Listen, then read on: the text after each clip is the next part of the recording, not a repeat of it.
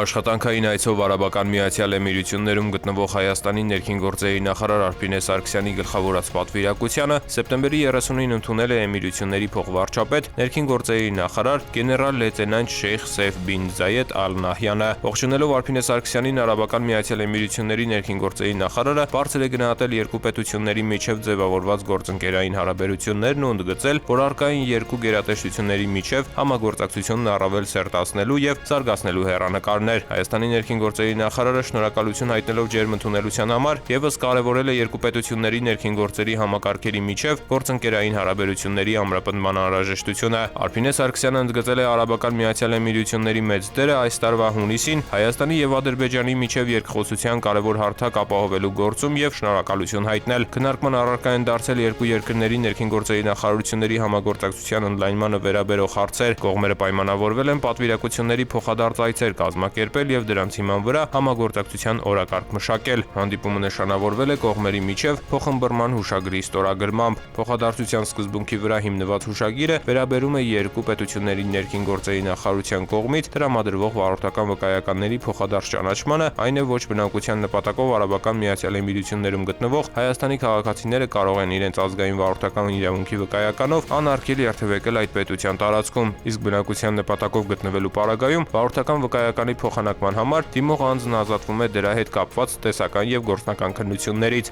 Արփինե Սարգսյանն ու Շեյխ Սեյֆ բին Զայեդ Ալ Նահյանը առանձնահատուկ կարևորել են հուշագիրը եւ ընդգծել, որ այն դրական քայլ է ներքին գործերի նախարարությունների համագործակցության ամրապնդման առումով եւ միտված է երկու պետությունների քաղաքացիներին առավել անհարմարություններից ազատելուն։ Սեպտեմբերի 26-ին Սյունիքի մարզում ներքին գործերի նախարարության փրկարարծառայության կողմից կազմակերպվել եւ անցկացվել են ուժեղ երկրաշարժի դեպքում բնակչության պաշտպանության միջոցառումների կազմակերպումը թեմայով շտաբային ուսումնավարժություն եւ հրամանատարական մասնագիտական պարապմունք։ Միջոցառման նպատակը Սյունիքի մարզում ուժեղ երկրաշարժի հետևանքներին արձագանքման գործողությունները գնահատելը, կազմակերպչական ու նյութատեխնիկական հնարավորությունները պարզելը, ինչպես նաեւ արտակարգ իրավիճակում գործող համակարգերի աշխատանքը վերլուծելն էր։ Ուսումնավարժության մեկնարկը տրվել է Փրկարարծառայության տնօրեն, ներքին գործերի նախարարի տեղակալ Կամո Ցուցուլյանի եւ Սյունիքի մարզպետ Ռոբերտ Ղուկասյանի ողջույնի խոսքով։ Կամո Ցուցուլյանն ընդգծել է նման ուսումնավարժությունների դերը, դրանք դիտարկելով որպես գործնական հարթակներ, որտեղ ձևավորվում է միասնական արձագանքման մշակույթ, փոխանցվում է փորձը եւ զարգանում մասնագիտական գիտելիքներն ու հմտությունները։ Նա նշել է, որ մասնակիցների ներգրավվածությունը վկայում է, որ Սյունիքում գործող կառույցները լիարժեք գիտակցում են արտակարգ իրավիճակներին պատրաստ լինելու կարեւորությունն ու առաջնահերթությունը։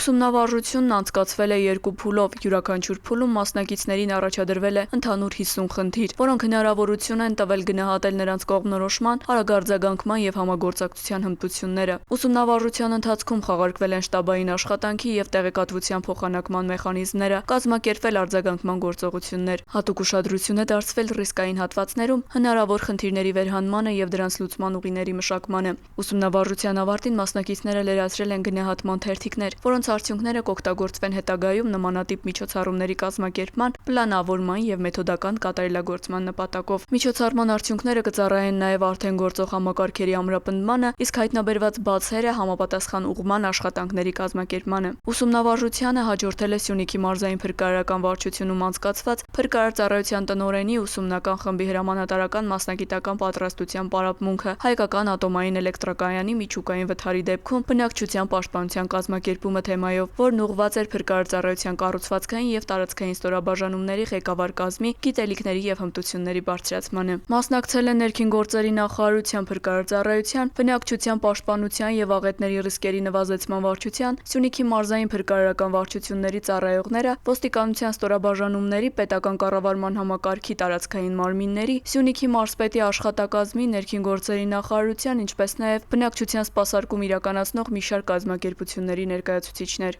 Նման օրինակ միջոցառումները միտված են բարձրացնելու հանրային անվտանգության մակարդակը եւ ձևավորելու բնակչության պաշտպանության արդյունավետ, ճկուն եւ փոխկապակցված համակարգ։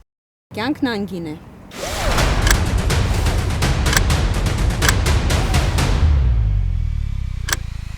Ամրագոտին կյանքեր է փրկում։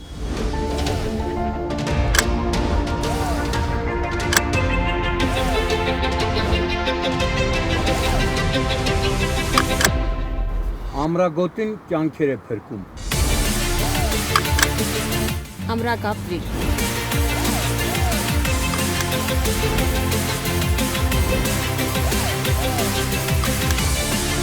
Ամրագոտին կյանք է փրկում։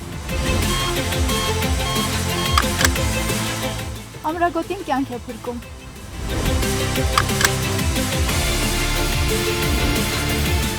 Ամրագոտին կյանք է փրկում։ Ամրագոտին կյանք է փրկում։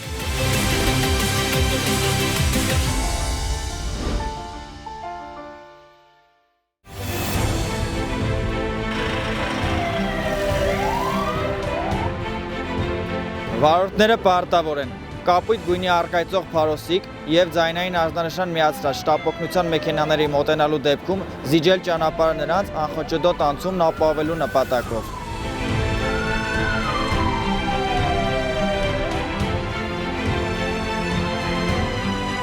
Ճանապարհը չզիջելը առաջացնում է տուգանքի նշանակում նվազագույն աշխատավարձի 20 ապատիկի չափով 20,000 դրամ։ Իսկ զիջելու ընթացքում որևէ իրավախախտում կատարելը այլ հնարավորության բացակայության պայմաններում վարչական պատասխանատվություն չի նախատեսում։ Զիջիր ճանապարհը, րոպեն կարող է կյանք արժենալ։ Ինչպես նվազեցնել անչափահասի կողմից թմրամիջոցների գործածության ռիսկերը, ապահովել օգտակար զբաղվածություն կրթությունից զատ ժամերին, օրինակ, սպորտ, մշակույթ, կամավորություն եւ այլն։ Զբաղվածությունը կնպաստի ռիսկային ժամանակահատվածի կրճատմանը, կապահովի ճիշտ միջավայր։ Հիշենք, անչափահասը սոցիալական էակ է, վերցնում է այն արժեհամակարգը, որը գերակշռում է իր միջավայրում։ Ինչ տվյալներ են հուշում երեխայի կողմից թմրամիջոցի գործածման մասին՝ գերակտիվություն կամ գերպասիվություն, կարմրած աչքեր, նեղ կամ լայն բիբեր, գրգռվածություն, քնկոտություն, անբնական ու երկարատև ծիծաղ, շփոթվածություն, նրա մոտ կամ իրերում կասկածելի զանգվածների, բժշկական կաթուցիչի կամ ապակե գլանակի առկայություն, բուսական ծագում ունեցող թմրամիջոցին բնորոշ հոտ, անհայտ ծագման գումարի առկայություն, ընտանիքին պատկանող գումարի թանկարժեք իրերի անհետացում, տնային պայմաններում ինչպես ստուգել անչափահասի կողմից թմրամիջոցի օգտագործման հանգամանքը, ձեռք բերել ազատ վաճառվող մուլտի սքրինինգ թեստեր մեզի միջոցով թմրամիջոցի առկայությունը բացահայտելու կամ հերքելու համար, երեխային հոգեբանորեն պատրաստել թեստավորման գործընթացին, այն մոտեցմամբ, որ նրա կողմից դա ընկալվի ոչ թե որպես հարկադրանք, այլ անհրաժեշտություն։ Ինչ անել անչափահասի կողմից թմրամիջոցի գործածման հաստատման դեպքում։ Բռնությունը խստիվ արգելվում է, քանի որ հարկադրական վարքագիծը կարող է հանգեցնել անդառնալի հետևանքների։ Պետք է աջակցել հոգեբանորեն հավաստիացնել, որ նրա կողքին եք։ Կատարել լաբորատոր հետազոտություն վերջնական ճշգրտման համար։ Բժշկի հետ խորհրդակցելով ներգրավել նաև հոգեբանի։ Հարգելի ծնող, հիշեք, որ հետևողականությունն ու աջակցությունը ձեր երեխային կարող է զերծ պահել թմրանյութի օգտագործման ռիսկերից կամ օգնել վերադարձնել նրան առողջ եւ ապահով միջավայր։ Հարգելի քաղաքացիներ, Road Police.am համակարգում էլեկտրոնային ծանուցումը ակտիվացնելու դեպքում տեսալուսանկարահանող սարքերով արձանագրված տուգանքի գումարը կարող եք վճարել 20%-ով պակաս։ Կարևոր է իմանալ, որ 20% բոնուսային բաղադրիչի կիրառման էլեկտրոնային ծանուցման եղանակը չի փոխարինում SMS ծանուցմանը։ Տեսալուսանկարահանող սարքերով արձանագրված խախտումներով, եթե օրինակ պետք է նշանակվեր 10,000 դրամ տուգանք, ապա ծանուցումն էլեկտրոնային եղանակով ստանալու դեպքում կկիրառվի բոնուսային նվազեցում եւ տուգանքի չափը կկազմի 8,000 դրամ։ Օգտվեք թվային լուծումներից եւ վճարեք 20%-ով պակաս։